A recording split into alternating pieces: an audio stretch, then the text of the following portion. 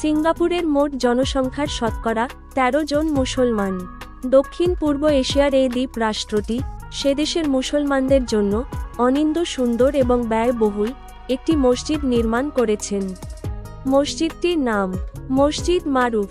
২০ million Singapore dollar খরচ করে নির্মিত হয়েছে মসজিদটি। ৪ তলা বিশিষ্ট এই মসজিদটি বর্তমান সময়ের সকল আধুনিক সুবিধা সমৃদ্ধ একটি মসজিদ। সম্পূর্ণ শীতাতপ নিয়ন্ত্রণ ব্যবস্থা, সুবৃহৎ লিফট সুবিধা, ক্লোজ সার্কিট ক্যামেরায় নিরাপত্তা ব্যবস্থায় মসজিদটি নামাজের জন্য উন্মুক্ত করা হয়েছে।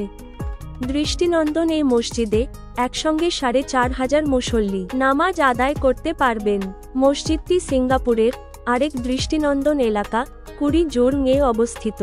সিঙ্গাপুরের বর্তমান ধর্মবিষয়ক মন্ত্রী ডক্টর ইয়াকুব ইব্রাহিম ২০১০ সালে স্থানীয় বাসিন্দাদের দাবির প্রেক্ষিতে মসজিদটির কাজ শুরু করেন। উল্লেখ্য, পুরো সিঙ্গাপুরে ৭০টির মতো মসজিদ রয়েছে।